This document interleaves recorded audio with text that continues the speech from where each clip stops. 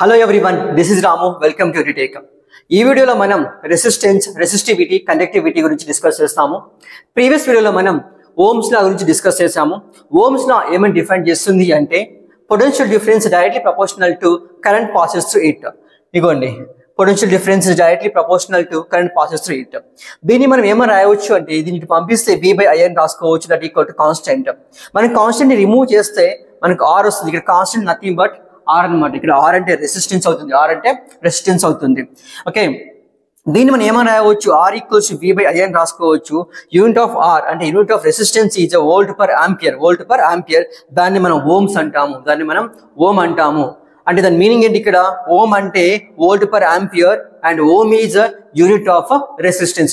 Unit of resistance. మరి ఈ resistance అనేది దేని మీద డిపెండ్ అయి ఉంటుంది? రెసిస్టెన్స్ అనేది 4 ఫ్యాక్టర్ పై డిపెండ్ అయి ఉంటుంది. Factor number 1, nature of material. అంటే రెసిస్టెన్స్ అనేది మెటీరియల్ పైన డిపెండ్ అయి ఉంటుంది. అంటే వేరే వేరే మెటీరియల్ కి వేరే వేరే రెసిస్టెన్స్ ఉంటుంది.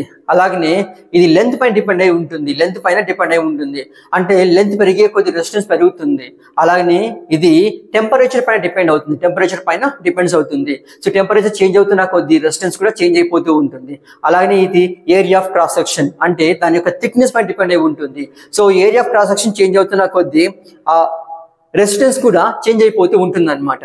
అయితే ఈ రెసిస్టెన్స్ అనేది లెంత్ పైన డిపెండ్ అవుతుంది కాబట్టి మనం ఇక్కడ R is directly proportional to L అని రాసుకోవచ్చు. అంటే ఇక్కడ లెంత్ పెరుగుతున్న కొద్ది రెసిస్టెన్స్ పెరుగుతూ ఉంది. ఇక్కడ షార్ట్ వైర్, లెంత్ వైర్ ఉన్నప్పుడు మనకి ఏ వైర్ కి ఎక్కువ లెంత్ ఉంటుందో L1, L2, L3, L4 ఉన్నప్పుడు L4 బై లెంత్ గా ఉంది కాబట్టి దీని రెసిస్టెన్స్ ఎక్కువగా ఉంటుంది, దీని రెసిస్టెన్స్ తక్కువగా ఉంటుంది.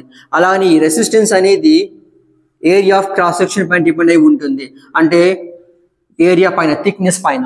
మనకి ఇప్పుడు వేరే వేరే ఏరియాస్ ఉన్నప్పుడు, అంటే సన్నగా ఒక వైర్, ఇంకొంచెం లావుగా ఒక వైర్ ఉండి, ఓకే, ఇలా ఉన్నప్పుడు, ఇంకా లావుగా వైర్ ఉన్నప్పుడు ఈ వైర్ కి అంటే ఒకే లెంత్ ఉండి వేరే వేరే ఏరియా ఆఫ్ క్రాస్ సెక్షన్ ఉన్నప్పుడు రెసిస్టెన్స్ అనేది ఎక్కువ థిక్నెస్ ఉన్న వైర్ కి తక్కువగా ఉంటుంది. అంటే ఇగో ఈ లావు ఉన్న వైర్ కి తక్కువ రెసిస్టెన్స్ ఉంటుంది. దాని మీనింగ్ ఏంటి? తక్కువ రెసిస్టెన్స్ ఉంటుంది అంటే దానిలోంచి ఎక్కువ కరెంట్ ఫ్లో అవుతుంది అని మీనింగ్ అనమాట. అంటే ఈక్వేషన్ 1 అనుకుని దీన్ని మనం 2 అనుకున్నాం అనుకోండి, అప్పుడు రెండు ఈక్వేషన్ నుంచి R is proportional to L/A అని రాసుకోవచ్చు కదా. L/A అని రాసుకోవచ్చు కదా. అలాగనే దీన్ని మనం R ఈక్వల్స్ టు రో అని రాసుకుందాం. ఇక్కడ రో అంటే ప్రపోర్షనాలిటీ కాన్స్టెంట్. రో L/A, రో L/A. ఇక్కడ రో అంటే ప్రపోర్షనాలిటీ కాన్స్టెంట్. ప్రపోర్షనాలిటీ కాన్స్టెంట్ దాన్ని మనం ఏమంటామంటే రెసిస్టివిటీ అంటాము, లేదా స్పెసిఫిక్ రెసిస్టెన్స్ అంటాము. స్పెసిఫిక్ రెసిస్టెన్స్ అంటాము. ఇప్పుడు మనకు స్పెసిఫిక్ రెసిస్టెన్స్ వాల్యూ మాత్రమే కావాలి అనుకున్నప్పుడు వీటన్నిటిని ఇటుపక్కకు పంపించాల్సి ఉంటుంది. అంటే అప్పుడు రో ఈక్వల్స్ టు RA/L. ఇక్కడ R అంటే రెసిస్టెన్స్, A అంటే area of cross section, L అంటే లెంత్ ఆఫ్ ద కండక్టర్ అనమాట. అండ్ రో అంటే స్పెసిఫిక్ రెసిస్టెన్స్ ఆర్ రెసిస్టివిటీ అంటాము. మరి దీని యూనిట్ ఏంటిది? దీని యూనిట్ వచ్చేసి unit of resistance is ohm అంటాం కదా. సో దీన్ని ఓమ్, అండ్ ఇది మీటర్ స్క్వేర్, అండ్ లెంత్ ని మనం మీటర్ లో మెజర్ చేస్తాం కాబట్టి మీటర్ రాసుకున్నాము.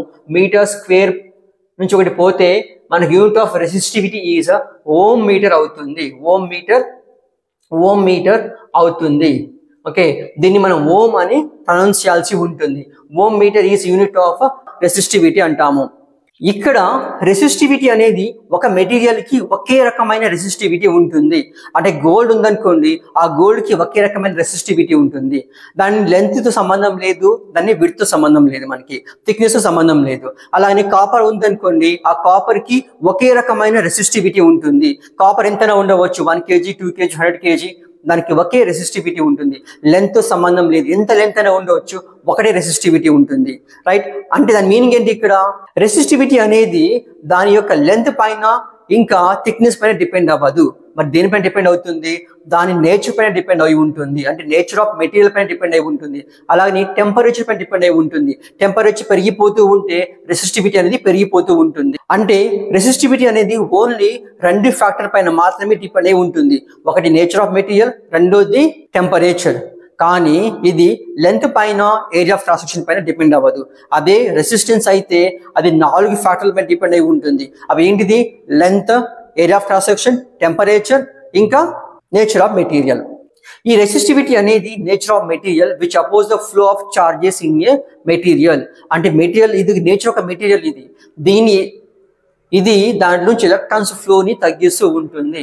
అంటే ఒక సబ్స్టెన్స్కి ఎక్కువ రెసిస్టివిటీ ఉందనుకోండి, ఓకే, దానికి తక్కువ కండక్టివిటీ ఉంటుంది, అంటే తక్కువ ఫ్లో ఆఫ్ కరెంట్ ఉంటుంది. సో ఇక్కడ మనకు కండక్టివిటీ అనే కొత్త వర్డ్ వచ్చింది. కండక్టివిటీ మనం ఏమని డిఫైన్ చేస్తామంటే రెసిప్రోకల్ ఆఫ్ రెసిస్టివిటీ అంటాము. Reciprocal of resistivity is called conductivity.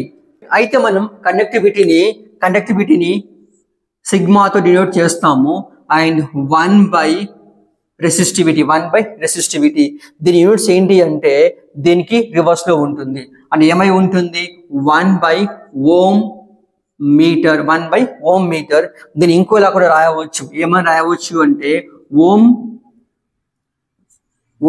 Inverse by metre అని రాసుకోవచ్చు. ఓం ఇన్వర్స్ అంటే దీన్ని ఇంకోలా రాయవచ్చు. అదే MHO, ఓంని రివర్స్ చేస్తే అనమాట బై మీటర్ అనమాట, బై మీటర్. సో ఇది ఎక్కువగా ఎక్కడ అడగడు, కానీ జాగ్రత్త దీన్ని గుర్తుపెట్టుకోవాల్సి ఉంటుంది. దీని mho per metre is unit of resistivity. ఈ వీడియోలో మీకు సఫిషియెంట్ ఇన్ఫర్మేషన్ ఇచ్చిన అనుకుంటే లైక్ చేయండి. నెక్స్ట్ వీడియోలో మరిన్ని విషయాలు తెలుసుకుందాము. Thank you for watching.